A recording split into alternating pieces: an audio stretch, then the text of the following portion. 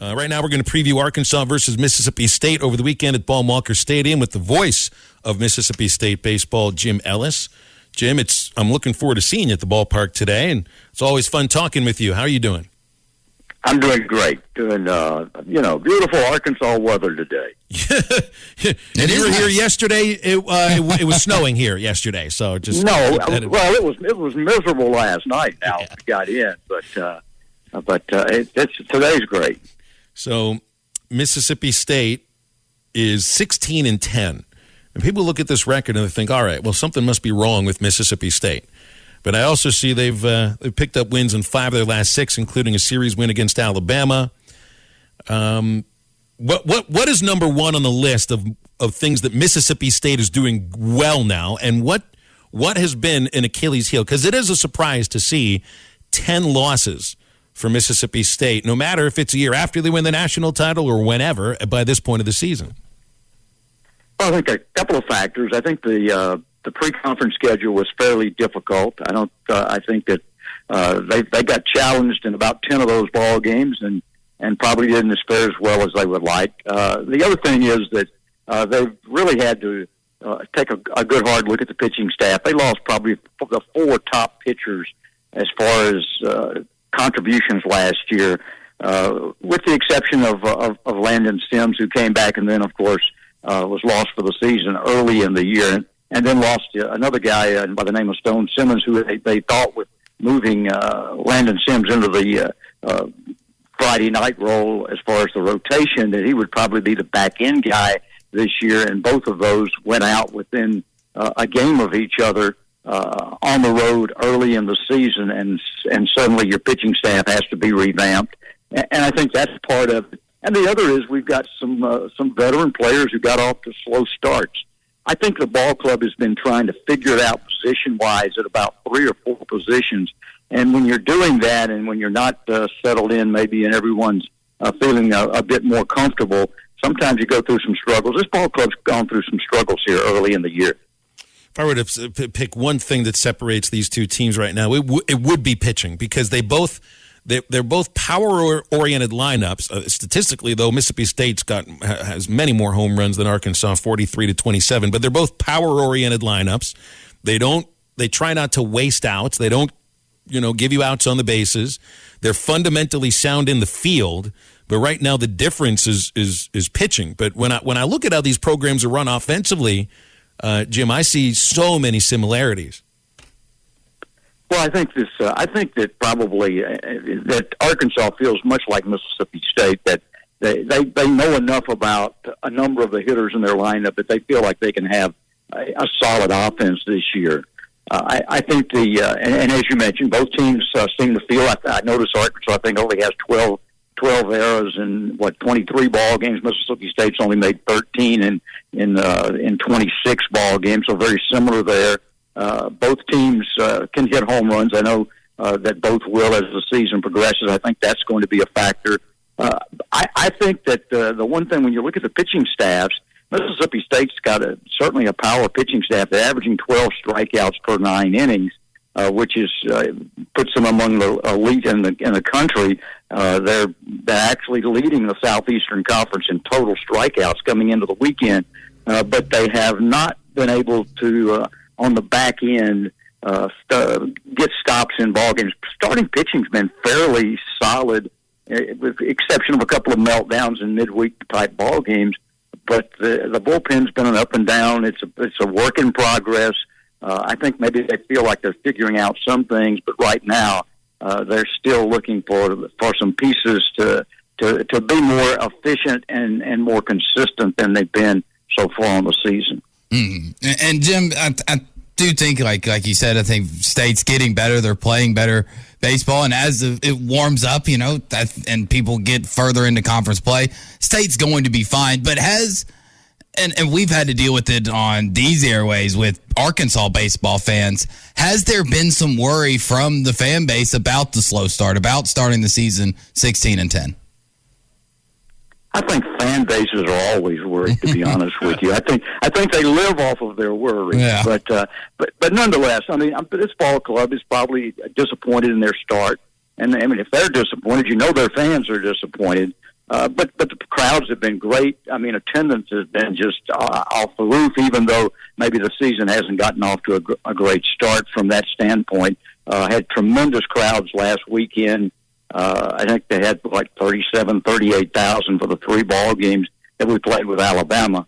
So, there's going to always be a discussion of what goes wrong, but I think that probably, and I think all teams have a lot of true fans, and don't get me wrong, I think you have a right to criticize ball clubs, but I think it goes way overboard, and social media makes it almost a game that's played out in the social media world. So I think most teams are able to put that behind them. If they're a mature team, they just don't pay any attention to it and play baseball. Mm-hmm. And Jim, talking about the fan base of Mississippi State, I think that, we talked about it earlier in the show that, well, we might not be y'all's biggest fans here in the natural state. I don't think anybody was mad or upset that people were excited, would ultimately say excited for Mississippi State and that baseball program because of the history that y'all have had. And, going back to last season, being in Omaha and winning and having the legendary players like Rafael Palmeiro there to celebrate, how much, and how much energy did that kind of put into the fan base, and have they come down from the high yet, or is this going to be something that they're going to be able to ride for multiple years to come because they did finally get that College World Series ring? I think that certainly it was big for the university. Not only was it the first national baseball championship, and that was their 12th time to go, and they've been close before. They've gotten into the Final Four a couple of times. They made the championship series against UCLA back in 2013. So they've been close before with some really good ball clubs and some big-name players, as you mentioned. But to get there this year was huge, and it's the first national championship in a team sport of any kind at Mississippi State. So it was huge from that standpoint. The ceremony, they had a reception ceremony for the team in the stadium after they got back from Omaha, I think about a week later, and it was unbelievable. It was they had a fire truck parade. The streets were lined from the downtown area all the way out to the stadium, and then the stadium was so packed that they had to open the Coliseum to allow people on the big screen of the Coliseum to watch the ceremony. So it was unbelievable, just response of the fan base.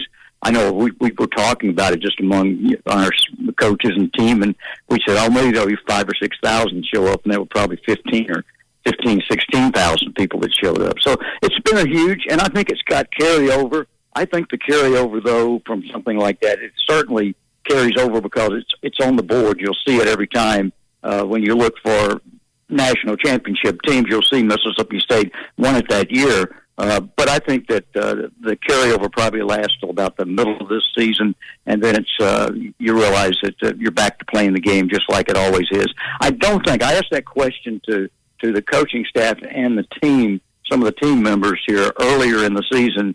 Most of them felt like after they got about 10 games under their belt, it was time to quit looking at what we did last year. Let's all focus on what we got to get done this year. You have one of the nicest ballparks in the country, I think, for any level outside of the major leagues at Dudy Noble Field. Baum-Walker Stadium is at the top of that list as well. Now, I called one series at the old ballpark, Jim. I know you spent a lot of years at old Dudy Noble Field. I have never experienced that kind of atmosphere. We were there for the end of the 2016 season. You'll remember it. That was a really bad year for Arkansas. Mississippi State needed, I think, to sweep the Razorbacks in order to clinch the SEC regular season, and they pulled it off. So the place was totally sold out. I walked out behind the outfield fence well before the game just to experience that. And whatever they've built at Dudy Noble Field now, you can't quite duplicate what that was like past in the old left field lounge. And it was, I'm sure it wasn't the easiest place to work for all those years. You still get to miss the old ballpark some, don't you? Well, that ballpark was the Taj Mahal compared to what I started in.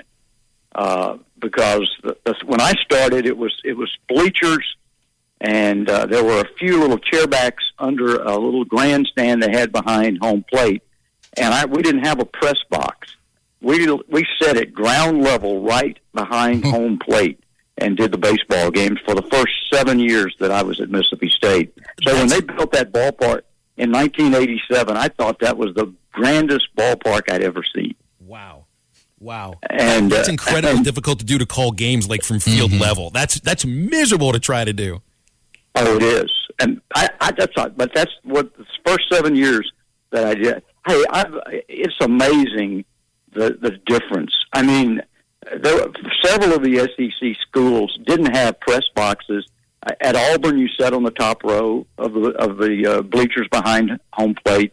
At Ole Miss, you sat on the top row of the bleachers behind home plate. At LSU, you sat basically up in the. They didn't have a press box either. You just sat up with a table in front of you. I mean, this was sort of the fare that you had around the Southeastern Conference back in around 1970 or 79. 79 was my first year. 79. That's the way it was. This league has grown. For those of us who've been around so long, this league has grown from being baseball almost an afterthought, where you still had basketball coaches coaching baseball, to becoming what it is today, the elite league, I think, in all of college baseball. And that's kind of leads into what I was going to ask you, Jim, is being somebody who's been around the sport for so long. You know, you hear about whether it's professional or collegiate, the quote-unquote golden era, the golden age of the sport, of when it was never more popular, never better. Do you think that we're currently in the golden age of college baseball because of the facilities, because of how many people are now starting to pay attention to it? Are we in the golden age of college baseball? Maybe. I mean, I think that I think there were some really good vibes in the in the 20 years preceding this. There were some great rivalries at that time between coaches and between schools.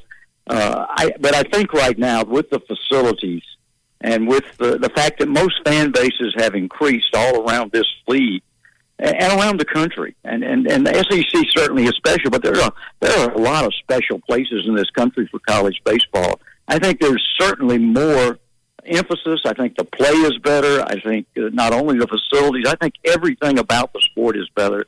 And I think the way that the College World Series has been elevated, and the regionals and super regionals heading into it have been elevated, that the sports is good, certainly from a product on the field, as far as the atmosphere at the ball games, and just the fact that people are taking notice. It's certainly at the pinnacle of what I've seen, in the some 40-plus years that I've been following the game. Finally here, the top teams in college basketball have been determined, and the Final Four is set. Looking to wager on these games or the national championship? Head over to betonline.ag on your desktop or your mobile device and sign up today to receive your 50% welcome bonus on your first deposit. Just use our promo code BLEAV to get started. That's BLEAV. BetOnline remains your number one spot for all your updated odds and info, along with player props and new contests throughout the year. It's the best source for all your sporting wagering needs, including live betting and everyone's favorite Vegas casino and poker games. It's super easy to get started, so join today. Learn why everyone is saying BetOnline is the fastest and